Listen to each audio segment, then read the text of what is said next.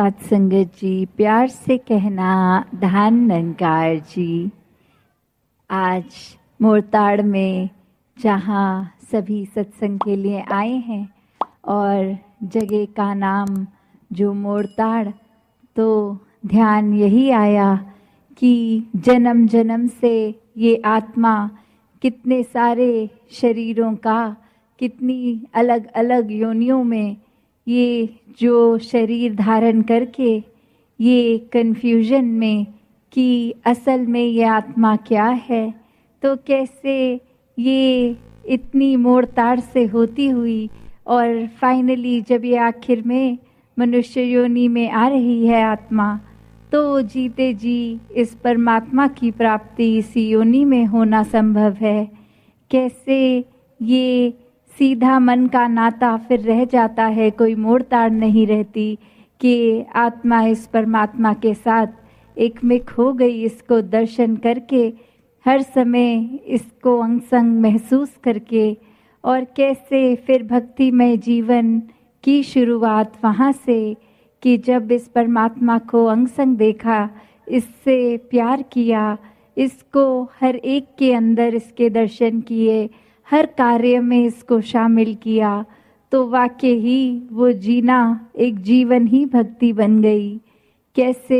एक मनुष्य को आपसी सत्कार, प्यार, ये मानवीय गुण सिर्फ ऊपरी नहीं रह गए, ये स्वभाव में ही आ गए कि हर एक से प्यार करना है क्योंकि हमारे दिल में प्यार है। एक इसलिए नहीं करना कि अगर किसी का एक साथ अच्छा व्यवहार करेंगे तो वो कुछ लोगों के आगे हमारी वाह वाह होगी। तो कैसे जीवन में एक जिन भक्तों ने जो संदेशा दिया है शुरू से कि ये संदेश मानवता के लिए कि जीवन में आए हो तो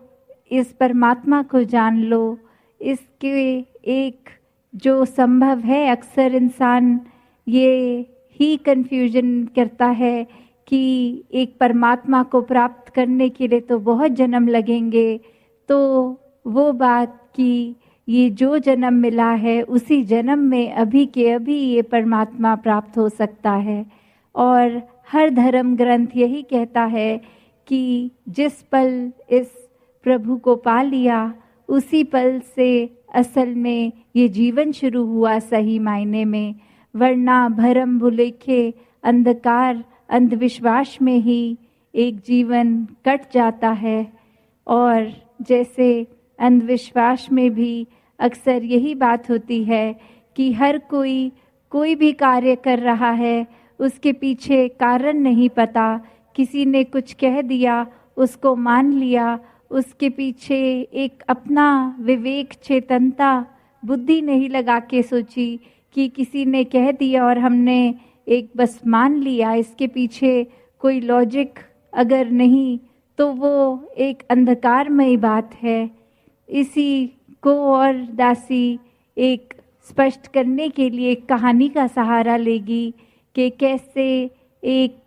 विवाह में किसी ने, जब एक नई बहू ने घर में आना तो घर के आंगन में एक बिल्ली बहुत ज़्यादा घूम रही और वो सारे गेस्ट को भी, जो आए थे मेहमान, उनको भी तंग कर रही थी। तो कैसे एक उस समय के लिए एकदम इमीडिएट सल्यूशन की एक फटाफट अब हम क्या करें, तो वो बिल्ली को एक टोकरी में थोड़ी देर के लिए डाल दिया और अब वहाँ बहू का प्रवेश उस घर में, और उसने एक ये बात देखी कि यहाँ एक स्वागत होता है तो एक बिल्ली को टोकरी में डालकर स्वागत भी किया जाता है, घर के कोने में वो बिल्ली टोकरी में रहनी ज़रूरी। और आगे जब बहुत वर्ष बीत गए, अब उसकी जो घर में बहू आनी तो तब एक खास बिल्ली मंगवाकर, एक खास टोकरी मंगवाकर उसको घर में रख दिया कि अब ये एक शायद रिवाज है, ये एक परंपरा है। तो उस समय तो उसके स्वागत के समय तो कोई ये बात नहीं थी, बस एक कन्वीनियंस, एक सुविधा के लिए वो एक घर में कि बिल्ली तंग ना करे ऐसा कर दिया गया। और आगे फिर उसने अपनी सारी पीढ़ियों को ये सिखाया कि विवाह के समय ये एक रिचुअल है, एक बिल्ली लाकर टोकरी में डालनी। तो वही हालत इंसान की आज हो गई है कि जगह जगह भटक के जितने मुंह उतनी बातें, हर एक से कोई बात सुनकर उसको बिना अपना दिमाग लगाए ये बिल्कुल ही बात कि ये परमात्मा ने चेतनता, ये दिमाग, ये बुद्धि क्यों दिया है, बस किसी ने बोली उस बात को चेक किया नहीं किया, फैक्ट चेक के बिना 10 लोगों में और जाके बता दी। तो इसमें तो वही बात कि दिमाग होते हुए भी क्या किया इंसान ने। उसी प्रकार मनुष्य हर समय एक अंधकार में अगर जीता आता है, तो जब कोई भी संत रोशनी की बात करता है कि ये संसार में एक प्रभु परमात्मा की प्राप्ति, इसके दर्शन ही सब कुछ है, यही सही मायने में एक जीवन जीना है। संतों ने यही चेतन किया कि हर एक काम, घर परिवार की देखभाल, एक कामकाज तो होता ही रहेगा, पर साथ में इस परमात्मा को जान के अगर किया जाए तो बहुत ही आनंद में ये सारे कार्य हो जाते हैं, सारे काम हो जाते हैं। तो संतों ने तो यही समझाया कि हर पल प्रभु को देखो, पर ये दुनिया फिर अपने अंधेरे को ही इतना सच्चा मान चुकी कि किसी ने रोशनी की बात भी करी तो उसी को झूठा मान लिया। उसके लिए सच्चाई ही जब ये अंधेरा बन गई, इतने समय से एक झूठ में रहने की आदत, तो सच भी कड़वा लग रहा है। सच को सच ही नहीं मान रहे, अपने अंधकार को ही सच मान रहे हैं। तो कैसे संतों ने युगों युगों से ये चेतन किया,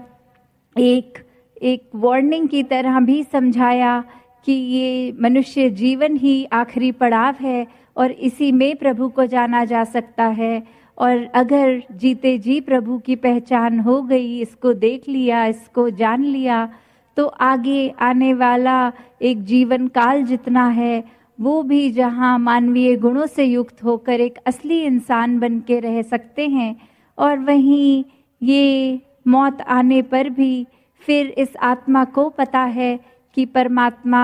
कहाँ है, ये अंग संग है, परमात्मा भी उसी का अंश। तो कैसे फिर जीवन समाप्त होने पे इस आत्मा की भटकन भी दूर हो जाती है, आत्मा भी इस परमात्मा में एकमिक जीते जी भी रहती है मौत आने के बाद भी। हाँ, तो किस तरह एक जीवन में ये ब्रह्म ज्ञान, ये समझ, निराकार देखना अंगसंग,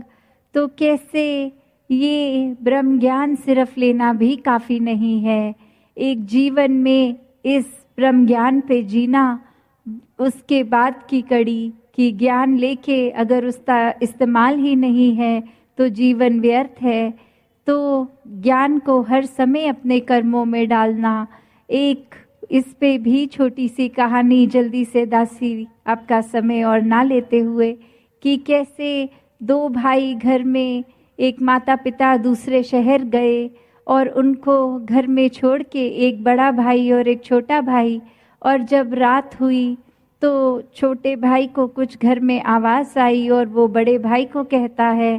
कि कोई आवाज़ आ रही है, शायद कोई चोर घुस रहे हैं घर में। और वहाँ बड़ा भाई कह रहा है हाँ सही बोल रहे हो, कोई तो आया है। और फिर वो छोटा कहता है कि जाकर देखो कि अगर चोर हैं तो कोई डंडा हाथ में ले जाओ, कोई शोर करो ताकि उनको पता चले कि हम जागे हुए हैं, ताकि वो घर में प्रवेश ना करें।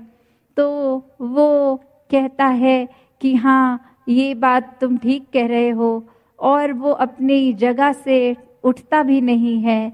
फिर वो छोटा भाई फिर से कहता है कि अब तो वो घर के अंदर आ गए हैं, ये समझ आ रहा है, सामान उठा उठा के वो एक बोरी में पैक भी शायद कर रहे हैं, चोरी कर रहे हैं। और फिर बड़ा भाई कहता है हाँ वो ऐसा ही कर रहे हैं, आवाज़ से तो यही लग रहा है। ऐसा करते करते वो दोनों चोर घर को लूट के भी चले गए। और बाद में फिर वो छोटा भाई कहता है कि ऐसी समझ का भी क्या फ़ायदा, जो प्रयोग में नहीं आई, जिसका कोई फायदा ही नहीं हुआ कि जब समय था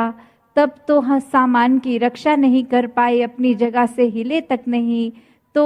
वो समझ आनी कि हाँ अभी चोर आ रहे हैं, अभी आ गए, अब चोरी कर ली, अब चले गए। तो वो एक अब पछताए होत क्या, जब चिड़िया चुग गई खेत वाला हाल कि अब चोरी हो गई है, अब क्यों हिल रहे हो अपनी जगह से, उस समय तो कुछ किया नहीं चोरी रोकने के लिए। तो कैसे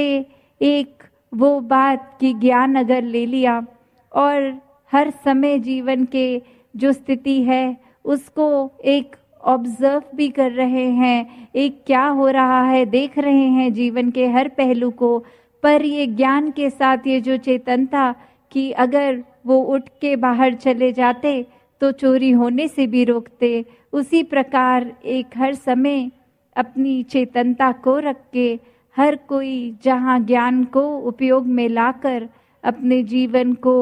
एक सुंदरमय जीवन जी सकता है। और इसके आश्रय ही फिर सारे डिसीजंस जीवन के एक संतमति के अनुसार हो जाते हैं कि संतों की सोच को अपनाकर एक जीवन हम भी संतों वाला जीते हैं। तभी एक सत्संग का भी महत्व इतना है कि एक सत्संग जब भी मिले तब कर ली जाए, क्योंकि संतों की एक बोली, एक बात के पीछे मतलब ये एक इंसानों को चेतन करने का ही है कि अपने जीवन को